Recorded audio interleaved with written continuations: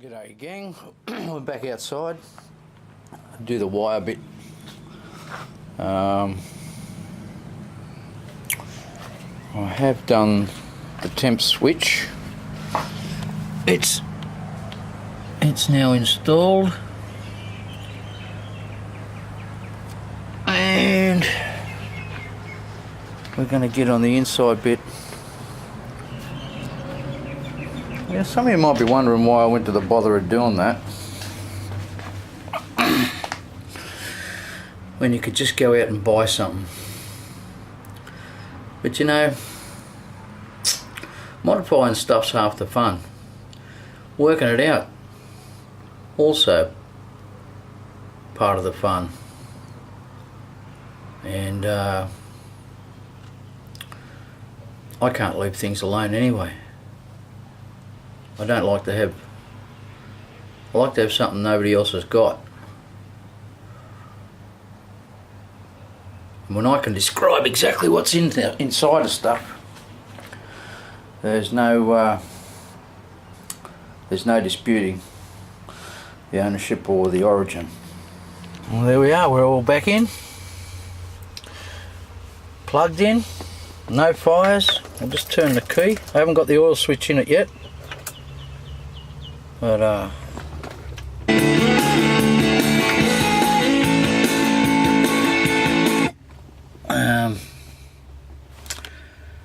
everything moves, so I think that's a good thing. Yeah, everything goes to 0. Alright, so next is the oil switch. And that'll be the gauge bit done. So to get to the oil switch and the oil filter, we've got to come in through here and remove the alternator, work through that little hole there. And there we go. And there's the oil sender, there's the oil filter, and we'll pull that one out of there. And yeah, change the oil filter while we're here. Looks like I need to tighten up some tranny hoses too. Okay. Alright. Happy days. Now you might be thinking to yourself, why would you need to change that sender? Well, I think it's the safest way to go about it. I think it's all got to do with ratios. And the other oil gauge went to 140 psi, this one goes to 75 psi, and I think the scale is going to be the big thing. 140. So I think the scale's about, why not? Hell, it come with the kit, so let's just do it. Yeah, so I always prime the oil filter well ahead, especially with these Holden engines, because if you leave the oil filter off too long and the oil pump drains out, you just won't pull oil up. So that means you have to pull the oil pump off it, prime it with Vaso, etc, etc, etc. So we filled him up. Let's go and pull the old filter off and put the new one on.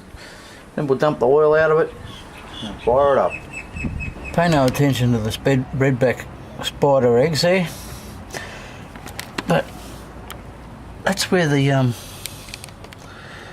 oil filter is situated, and that's why I have to go through that rigmarole, because it's physically impossible to get your hand up in there, around the front of it or anything like that. So yeah, lucky I only have to do it a couple of times a year, eh? Okay, so we're back on the ground. I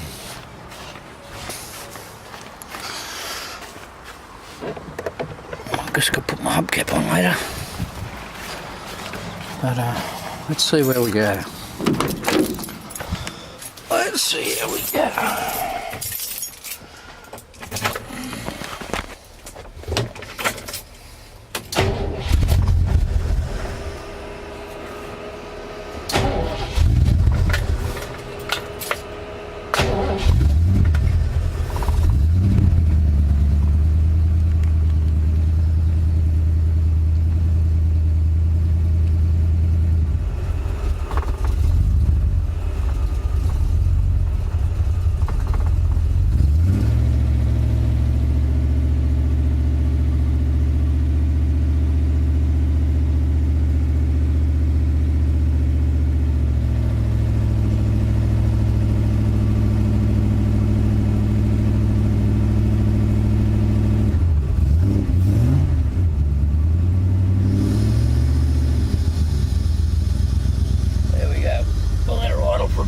I'm also keep an eye on the old temp gauge too.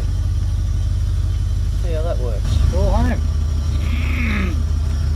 Temp gauge is moving up. Oil pressure gauge working. Voltmeter working.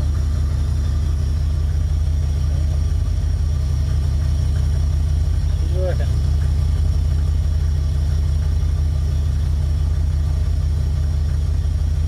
Happy days. Now I'll just go and recheck the oil level and tighten up those transmission lines, hoses, and all should be good.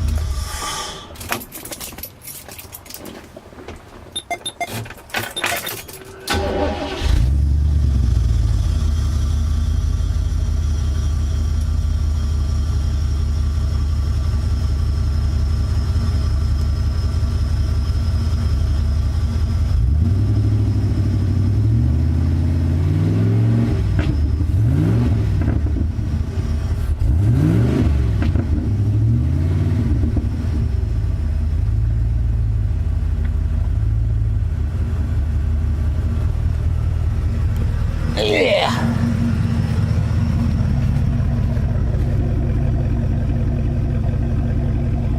We'll call that a success. Have yourselves a good one. Thanks for watching. We'll check you later. Okay, so in summary, how do I feel about the gauges? They seem to be working fine.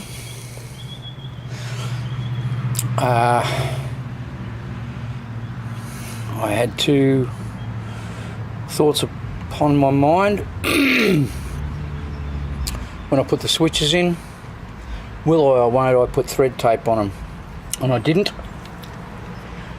And there was a weep over there at the sender. So I pulled him out and I put some thread tape on him. Gauge is working still, it's no biggie. Then I look down here. And you know what I saw, don't you? Saw a couple of drips coming down. So with the mirror I saw that it's leaking past the thread on the sender, so I'm not going to bother you with that lot. But anyway, all in all, I'll pull that switch out again and put some thread tape.